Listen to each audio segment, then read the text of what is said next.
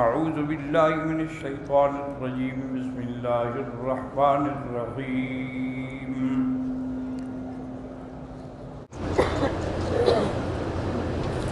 گھر واپس آنے کے بعد حاجی صاحب کی 40 دن تک دعائیں قبول ہوتی ہیں، یہ تو نہیں ہے حدیث میں یہ ہے کہ اس کے گھر داخل ہونے سے پہلے اسے دعا کرا لو کہ وہ اللہ کا مہمان ہے، اس کی دعا قبول ہوگی۔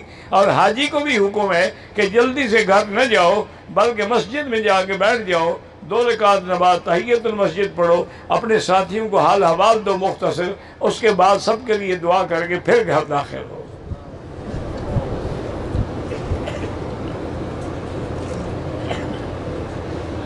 بہرحال 3 دن ہم نے کنکری ہماری، تو مکہ دائیں طرف رہا اور مینا باری تو ہے نا، اللہ قبول کرے۔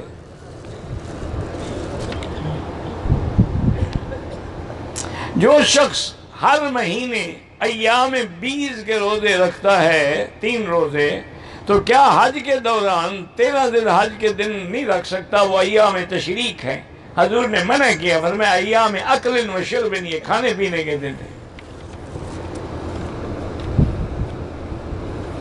مرد کینچی سے اپنی بھویں اگر بڑھ جائیں تو کاٹ سکتا ہے، آنکھوں میں آنے لگ جائے۔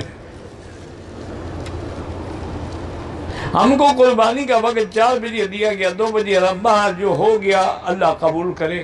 بہرحال جن لوگوں نے بینکوں میں دیا ہے وہ صحیح وقت پہ قربانی نہیں کر سکتے، لیکن کرتے ضرور ہے، بس اب اللہ قبول کر لے، ترتیب نہیں رہے گی۔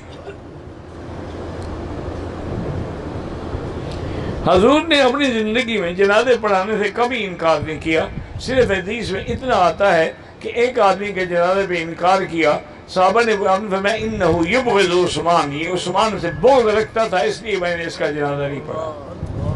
اور اسی طرح ایک حدیث میں آتا ہے کہ جب کوئی جنازہ آتا حضور پوچھتے حل علیہ دین، اس کے اوپر کوئی قرضہ ہے؟ وہ کہتے ہاں جی ہے۔ فرمایا حل ترک وفان، قرضہ اتارنے کے لیے کوئی جائیداد چھوڑی ہے؟ وہ کہتے ہاں، تو آپ پڑھ لیتے۔ اگر وہ کہتے قرضہ ہے اور کچھ چھوڑا بھی نہیں اتارے، فرماتے صلو علی صاحبکم، تم پڑھو میں نہیں پڑھتا، تاکہ یہ قرض دار قرضے لے لیتے ہیں اور پھر ادا بھی نہیں کرتے۔ جب اللہ نے حضور کو مال غنیمت دے دیا، پھر حضور پوچھتے تھے بھی اس کے اوپر حل علیہ دین قرضہ ہے؟ وہ کہتے ہے۔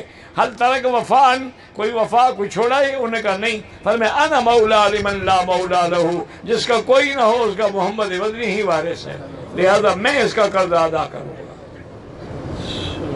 الحمدللہ رب العالمین والصلاة والسلام علی اشرف الانبیاء والسید المرسلین۔